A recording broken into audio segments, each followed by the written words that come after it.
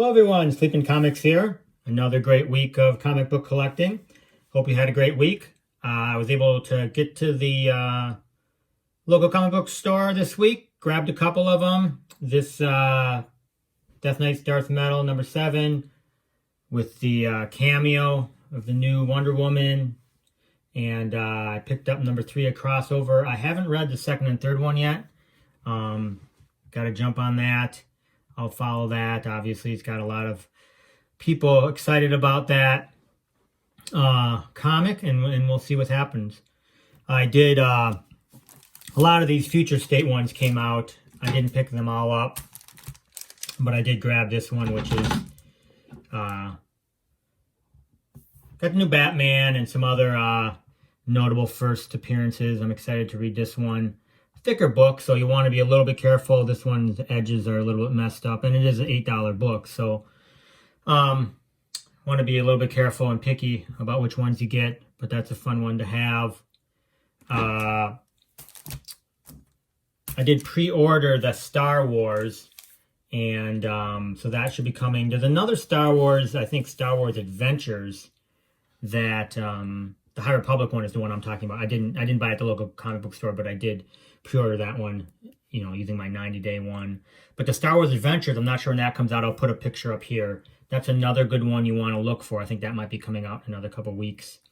And I picked up Thor. I got to finish this run. I'm going to try and do this before my next video, is finish the current run with Donald Blake.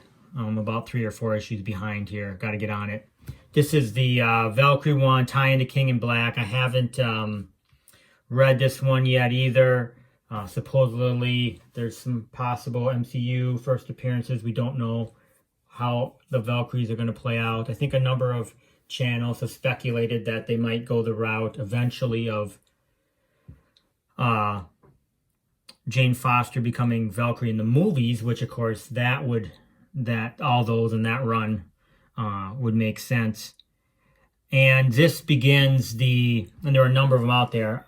I pre-ordered some, and then I bought this Thor one, which I thought was great, with the Marvel characters and the Xenomorph aliens. So I just wanted to spend a couple seconds talking about that.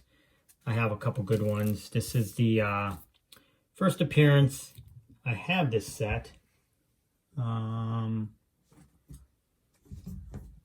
me grab them. This is I got it, out of a long box. Not that too long ago. Fun ones to have. And I haven't read them, of course. This is Dark Horse. But I think I pulled I think for 15 bucks I got the whole set or something like that. It was bundled together in a long box. Here, let me see if I got the final cover here. Pretty awesome. So, one's defined. They're getting a little bit pricey now that Marvel bought aliens, and they're right away trying to make their money back. You can see that there because, let's see, how can we make a lot of money? Let's have Thor fighting aliens. Yeah, people buy that cover, and they're right. We're so predictable as comic book collectors. This is the first Alien versus Predator, which, had a couple movies. A fun one. Can't remember when I got this one. None of these, especially this guy, is not in good shape. It's, if I had to guess, it's a 6 maybe. But fun one to own. And these movies I saw, I think I saw these movies when I was a teenager. I saw the first one, which was really, really scary to me, and the second one, and then the third and fourth, they just kind of got ridiculous. But the second one, and I'm not alone here, is the best one in my opinion. Such a great, so many elements of that movie that are really good.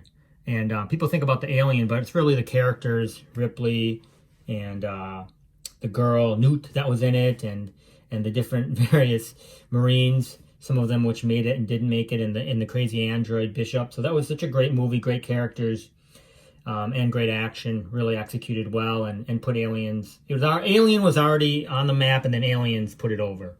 And we'll see where this goes. I don't see them doing a crossover in Marvel, but then here we got pictures of Thor fighting aliens. Do they make a movie? Rumor is they're gonna make some more movies. So we'll see. We'll see what happens with this. But I think aliens in that world is here to stay. We're going to see some more alien movies and probably some more alien stories. So that's exciting. Let me talk about the last one this week. Once again, I pre-ordered a bunch. I didn't read them, and I did read this one, which is the latest Venom. So, spoiler alert, I will warn you now to pause it. So, in the King in Black 2, at the end, it looks like Eddie Brock dies. And I had speculated that in the end, and I still think the speculation is good, is that in the end, the Venom suit will go to his son, Dylan. He'll become the new Venom, and that'll be very exciting.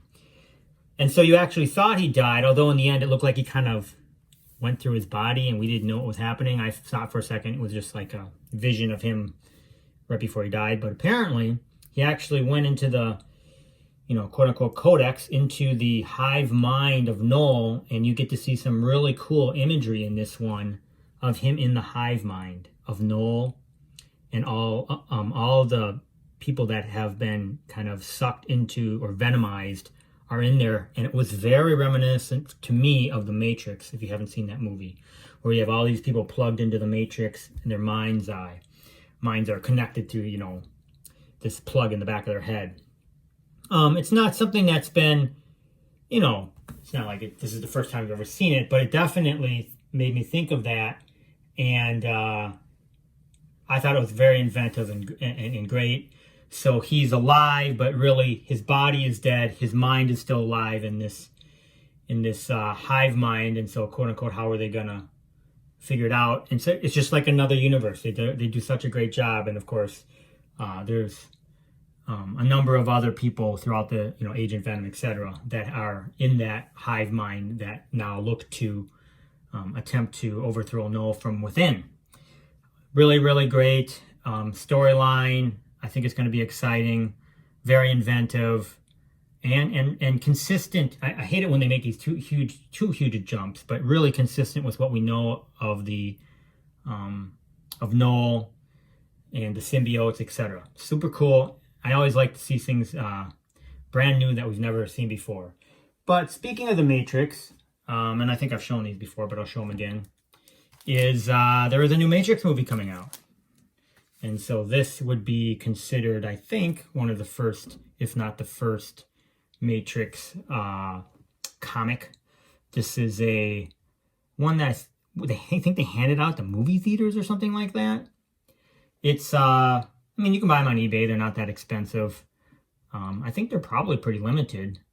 If you wanted to grab one and take a shot at it, I think you could probably get one probably under $25. But that's a fun one to have. And I was a huge Matrix fan, continue to be a huge Matrix fan. I think that world is another one that could be explored, will be explored, it sounds like, in another movie. And we'll see what happens with those. And the last one, which I don't want to rant, but I might rant a little bit here, is I read this one, which it was okay. It was to be expected. This is the Immortal Hulk King in Black tie-in, and the art was great, very, very different. But I just feel like my rant, and I've said this before, that these tie-ins, I know they're trying to make money on the event, and they have to be careful, because if the tie-in has too much significance, it might be something that you'd have to read, or else you really, really wouldn't understand the main storyline. But they seem pointless. I feel like a lot of times they just create these, and maybe I'll be proven wrong. Maybe there's some part of this and I read it too quickly, and it's really significant, and now I should reread it, and this becomes the biggest book ever. But I do feel like sometimes these tie-ins are a waste, and I know a lot of people can go away from buying them, and that's why, and that's too bad. So this one I can't recommend, but I do like Immortal Hulk. Lastly, I think, as I've mentioned before, I think Immortal Hulk is coming to an end. I think they said number 50 is going to be the last one. So that might be something, maybe something significant will happen there. People have speculated that the reporter that's kind of followed him around will end up becoming, you know, Immortal Hulk #2 or Immortal She-Hulk. I guess Immortal She-Hulk already exists, but something is going to happen with her, but we don't know. But maybe you want to jump on Immortal Hulk as it finishes out in the next couple months. Anyways, that's about it. Thank you for your support. Like and subscribe if you enjoyed this video, and I'll talk to you all next week. Thanks.